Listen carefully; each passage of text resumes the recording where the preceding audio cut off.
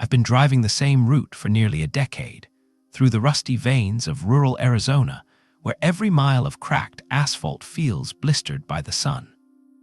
The way it broils the land in waves of radiant heat, I sometimes think, is enough to peel the sky back like old paint. I drive the Maroon County bus number 15, with a schedule scrawled in chicken scratch on the clipboard that rarely leaves my lap. The ink has faded from years of sun, and sometimes I suspect it's a wonder I haven't accidentally switched to transporting folks to Tucson instead of sticking to the solitary path that snakes through our isolated pocket of the world. The rules for us drivers are pinned inside the depot office, yellowing under the same fluorescent hum they've endured forever. Well, at least since before my time. That doesn't make them any less unsettling. It's not uncommon for the unwary to laugh them off as a joke, some local quirk or ploy to keep newcomers on their toes. I might have done the same once, except I've got no interest in tempting a fate that others have solemnly respected for decades. Rule number 1. Never drive past Old Melvin's place at sunrise or sunset. Rest your wheels, and if someone's got a complaint, they can take it up with Melvin himself. God rest his soul. I'll admit, rule number 1 is a strange one. Still, nobody's seen fit to amend it despite Melvin's demise over 20 years ago, the fruit of his orchard long withered into skeletal silhouettes against the horizon. The faded building stands stubbornly, clinging desperately to its last shreds of paint, its windows like sockets in a skull. I'm careful to keep to the schedule, parking just off the road when the oranges of the sky start running thin or pooling too deep. I've never told anyone about the time I broke that rule. It was a mistake, completely unintended. There was a sudden dust storm that day, one of those sweeping tempests that roll in with an all-devouring hunger. I was caught off guard, unable to see more than a few feet ahead, blinded, vulnerable. I don't remember much about those stolen moments, just the drive-by of shadows through dust and the peculiar feeling that the bus grew lighter, as if unfettered by weight or time. Since then, I've made sure to heed the markers along the ridge that signal Melvin's forgotten acres. There's a churring in the stale air here at this time of year, the cicadas trying to sing their last before the cold months harbor them away. It's a reminder of another rule: no open windows around Red Cactus Creek after dark. The air that snakes through there is notorious for carrying something foul, though there's no real name for it. Most often it feels thick, as if you're trying to breathe soup. And sometimes there's the hint of rot, like fruit left too long on a warm counter, sweet, sickly, with a grasping decay at its edges. I've often considered brushing these things aside as nothing more than rural lore. Yet every so often, when my grip tightens involuntarily around the wheel, or I catch the glimpse of something too clearly out of place, a doll's head beneath the brush, a scrap of paper with indecipherable writing crammed into a seat's side, the weight of it all drags over me like a second skin. On rare occasions, I'm not alone on these dusk-bound roads, and that perhaps is when the sense of rules bends the heaviest. Our regulars are accustomed to the silence, a silent agreement binding me and them. Rule number 7. No talking to the passengers about the rules. Doesn't mean they aren't aware, keen, like most folks who have chosen isolation, to what goes unspoken. The other day, there was a woman, maybe in her 40s, boarding with glances that threatened to shatter her composure. Her face was drawn, bones stark beneath whisper-thin skin. She muttered about needing to find her way, finding someone who once was lost. Beside her, the smallest suitcase rested heavily on the floor, an odd weight that reminded me how little these roads have seen. We passed Old Melvin's place at the right time that day. Her suitcase didn't move much, though it seemed heavier each time I checked. Her presence on the bus lingered long after she stepped off at a crossover besieged by brush, her parting words a dull echo: "Careful when you stop. Keep the doors closed until it passes." I nodded without wisdom, knowing she wouldn't explain further much, like none of the others ever did. That night, the cicadas sang and stirred shadows that pressed close beyond the thin shell of the bus.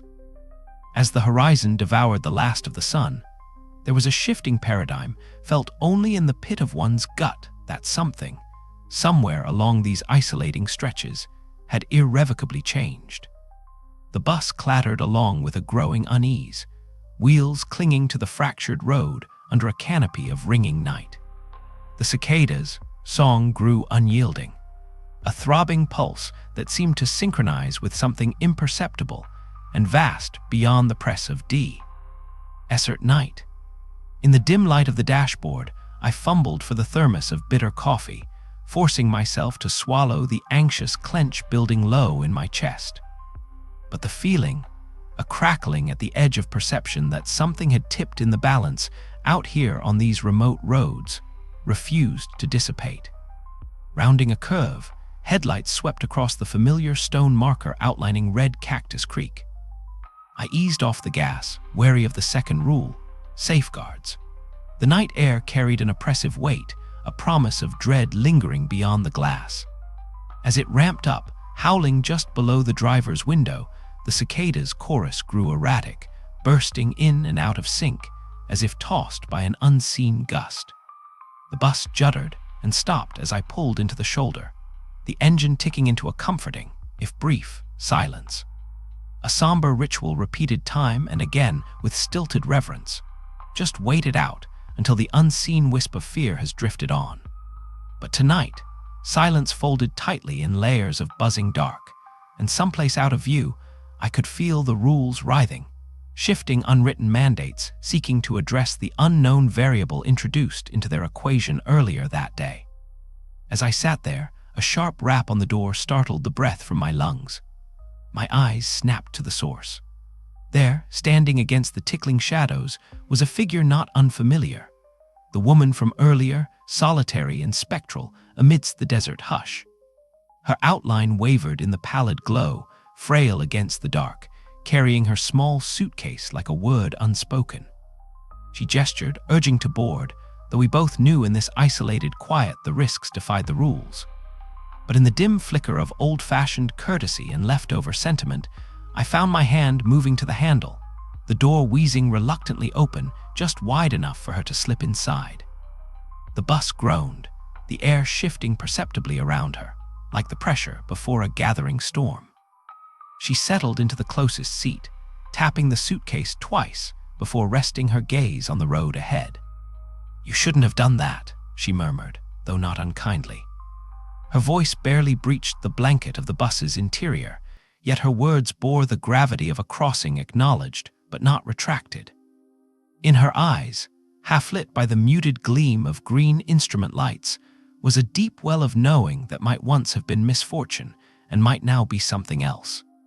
"You told me to keep the doors closed," I whispered back, unsure whether it was admonition or reflection drawing my breath forward.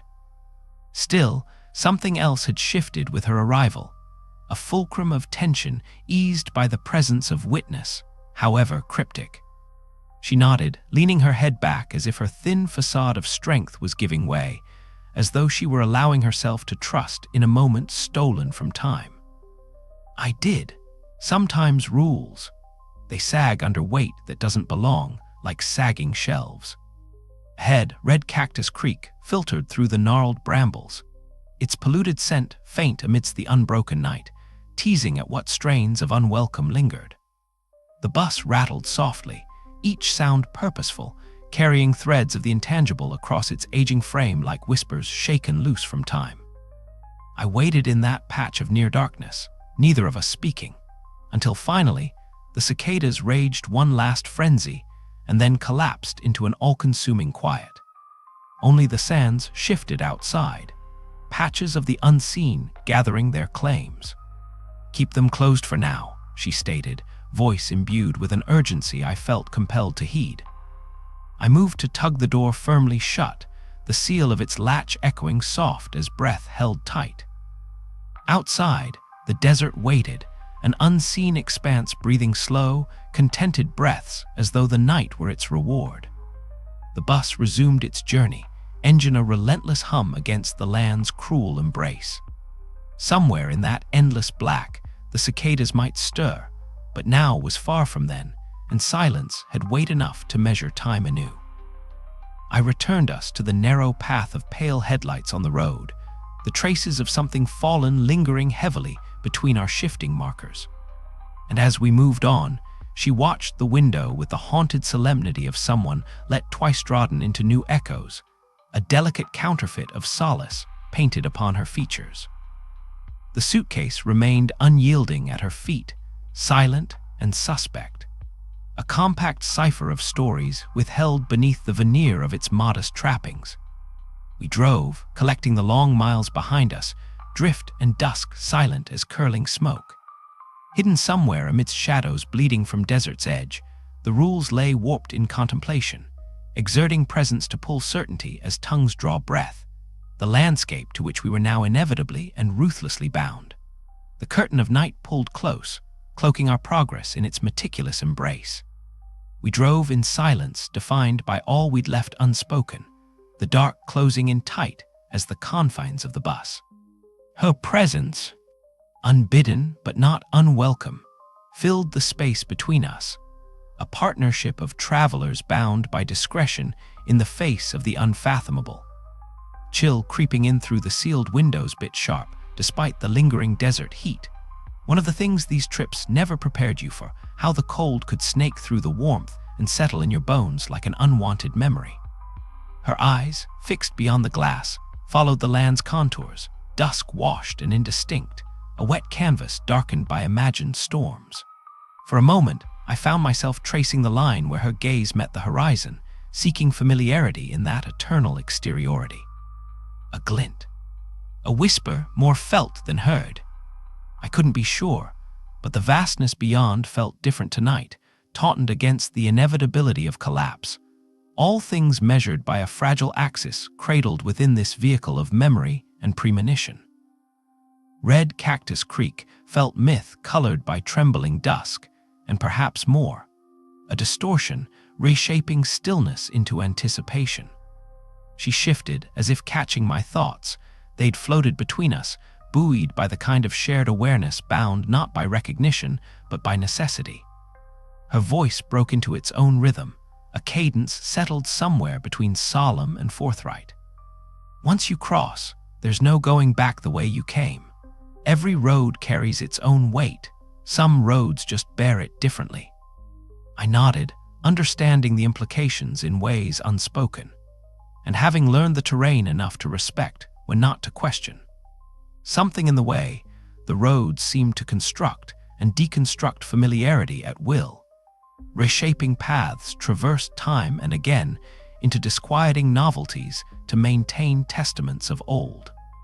In the rearview mirror, I caught a glimpse of shadows moving, a flicker across the empty seats, something like a thought in motion, dispersed by failing light before its formation could be understood. I focused on the road, eyeing bends and whorls in the tarmac that might betray our journey to unseen disruptions. Towards the back end of awareness, something rustled soft as ancient typography, a nameless caution written into darkness that refused to solidify into coherent dissuasion. "I knew someone like you once," she began unexpectedly, voice a needle weaving through silent fabric. "He drove, too, different place, east of here, where the land doesn't forget things as softly." My interest piqued not from curiosity alone, but through an acknowledgement of kinship, a shared understanding in types like us, conductors of vacant threshold arcana. She paused, perhaps envisioning or embracing the memories her words summoned like specters bristling against newly formed confines. And, I prompted finally, the rhythm of the engine aligned like a heartbeat below consciousness. "What happened to him?" "He tried to break the rules," she spoke, each word carrying a dwindling ember of forethought. "It didn't end well. After that, the rules shifted. They were always shifting. It was as if all these roads shared skin and memory, a membrane stretched taut over space until space forgot its purpose." A harrowing chill slipped between breaths, building its tension across the air. My focus drifted to the suitcase, small, innocuous, and lying in contrast to her narrative of a squandered past, its reality masked deeper depths. She shrugged, pulling herself back into the present. It had to be let go, or it would set roots. You know what that's like. I shook my head, though my thoughts lingered upon words suspended like frozen constellations in the vast celestial dark. I felt the weight of every decision, every road, every rule curving back onto me, a labyrinth weaving intentions with wills yet unformed. She exuded a presence of loss mingled generously with something fiercer, untamed by time. The bus navigated without fail, cementing its pact with dusk's intangible exterior. A ritualized engagement where predictable transients marked temporal tethers. We held to the path, moving towards swathes of night where decisions awaited their turn. Outside, the cold ebbed away as warmth returned, seeping through the hesitations clear and untethered. She glanced at me then, layers of knowing and regret mingling where recognition might have settled. I told you then, didn't I? Keep them closed. A pause swept across her features, one that lingered even as we drove beyond its source, expelling burdens measured in marginal strains. What's in the suitcase? I found myself asking, breaching safety with curiosity's commendation. She smiled, reluctant maybe, yet obliged, rooted in truths shared but never confirmed. Stories, she replied simply, her gaze pulling past me into a place in the landscape where narrative and experience blended, merging boundaries. Of those who drove without knowing where roads might lead until they reached to the heart of things. A soft, lingering acknowledgement passed between us, and I saw the motion of something outside, something redder, eating, withdrawn against the night's veil. Perceived recognition hung, distilling between two kindred wanderers. We drove onward, steps unfolding threads in silence absolute as an untouched canvas. The darkness yielding, evoking edges carved in narrative, the road unfurling like a page turned not to finish, but to linger, bound by shadow, by reminiscence, by promise in the dusk.